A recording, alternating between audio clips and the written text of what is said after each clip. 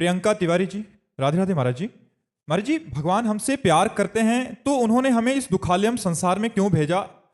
दुखालय में सुख सिंधु समाया हुआ है इसलिए भेजा। इस दुखालय में जो आनंद सिंधु सुख राशि सीकर तय त्रैलोक सुपाशी सो सच्चिदानंद परम धाम भगवान सबके हृदय में विराजमान है। जो भगवान से विमुख है उसके लिए दुखालय है, और जो भगवान के सन्मुख है उसके लिए दसों दिशाएं आनंदमयी हैं। इसीलिए हम कहते हैं भगवान का नाम जप करो, भाव कुभाव अनख आलसहु, नाम जपत मंगल दिशि दसहु। दसों दिशाओं में सुख ही सुख है। दुख कहाँ है? भगवान से विमुख होने पर। ये दुखालय है भगवान से विमुख होने पर। यदि हम भगवान के सन्मुख हो जाए तो हम तो यही चाहते हैं कि हमारा बार बार जन्म हो, हम मुक्त ना हो, हर बार जन्म हो और वृंदावन वासी बने और प्रिया प्रीतम के उपासी बने और आपके बीच में बैठ के एकांतिक करे ना। हर बार अगर हमारा जन्म हो और खूब उनका गुणगान करें, देश की सेवा करें, समाज की सेवा करें, तो हमें मोक्ष नहीं चाहिए। जब हम भगवान से विमुख हैं तो दुखालय है, और भगवान के सन्मुख है तो सुख ही सुख है, आनंद ही आनंद है। ब्रह्मभूता प्रसन्नात्मा न सोचते न कांक्षते, न कोई शोक है न कोई चिंता है। एक अपार आनंद। मनुष्य जीवन में भजन कर सकते हो, स्वर्ग में भजन नहीं कर सकते। आप ब्रह्मलोक में भजन नहीं कर सकते। आप ब्रह्म स्तंभ पर्यंतम सर्वम मायामयम जगत, तिनके से लेकर ब्रह्मलोक तक मायामय है। यहाँ भजन का आनंद ले सकते हो। यहाँ भगवान की लीला कथा सुनकर भगवान से प्रेम करके रो सकते हो, भगवान के प्रेम में तड़प सकते हो। भगवान को प्रेमाधीन भगवान है, उनको अपने अधीन कर सकते हो। देवता बन करके नहीं कर सकते, गंधर्व बन करके नहीं कर सकते, भूत प्रेत बनकर। मनुष्य तो मनुष्य जीवन भगवत विमुख जीवन दुखालय, और भगवत सन्मुख जीवन सुख सिंधु, आनंद सिंधु, महाआनंद, हर क्षण आनंद। काकभूषुंड जी से गरुड़ जी ने पूछा, महाराज आपको भगवान की इतनी सुंदर प्रेम लक्षणा अनपायनी भक्ति प्राप्त है, आप इतने बड़े महापुरुष हैं, आपको कई कल्पों की स्मृति है, तो आप काग शरीर क्यों धारण किए हुए हैं? ये तो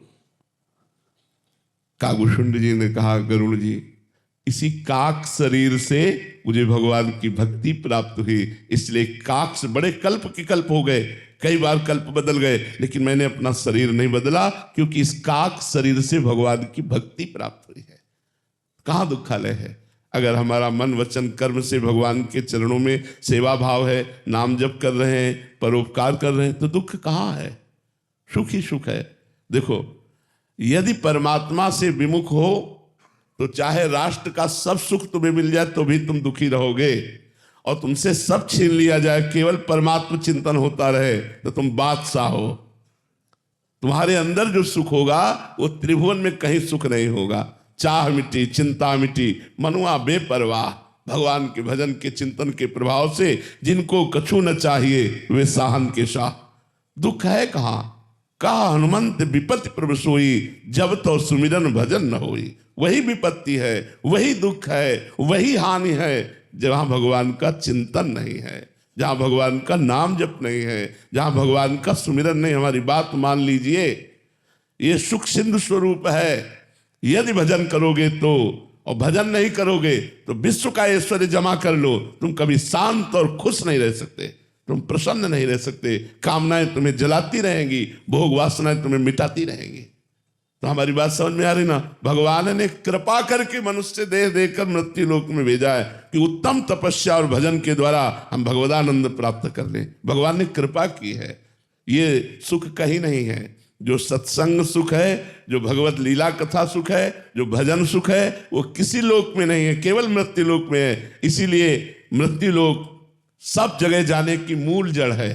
आप यहाँ से नर्क जा सकते हो, स्वर्ग जा सकते हो, ब्रह्मलोक जा सकते हो, वैकुंठ जा सकते हो, साकेत धाम जा सकते हो, गोलोक धाम जा सकते हो, कैलाश जा सकते हो, नाली के कीड़ा बन सकते हो, जो चाहो वो कर सकते हो। ये छूट दी है मृत्यु लोक में। अब दुखद कार्य करोगे तो दुख मिलेगा, सुखद कार्य करोगे तो सुख मिलेगा। अब दुखद कार्य करके सुख कैसे प्राप्त हो सकता है? तो सब चाहते सुख है, कार्य दुखद करते हैं। इसीलिए कह रहे आचरण सुधारो, खान पान सुधारो, अपने विचार शुद्ध करो। पॉजिटिव विचार आते ही आप आनंदित हो जाएंगे। नहीं चाहे जितना वैभव इकट्ठा कर लो, निगेटिव विचार आपको डिप्रेशन में पहुंचा देंगे। अगर भगवान से विमुख हो, कभी सुख शांति का अनुभव नहीं हो सकता। जो जितना धर्म करता है, तीर्थयाटन करता है, पुण्य करता है, भगवत भजन करता है, वही आनंदित रहता है।